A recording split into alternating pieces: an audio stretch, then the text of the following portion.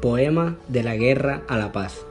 Transcurren los años y con ellos mis esperanzas de ver libre de daño a mi bella y hermosa patria de tanta venganza y desconfianza. Fueron años, largos años que esta tierra se afligió por la muerte cada día de soldados y civiles que la guerra conllevó. Pero al fin se abrió un sendero entre el gobierno y las FARC. Con este acuerdo los colombianos viviremos esperanzados en la paz.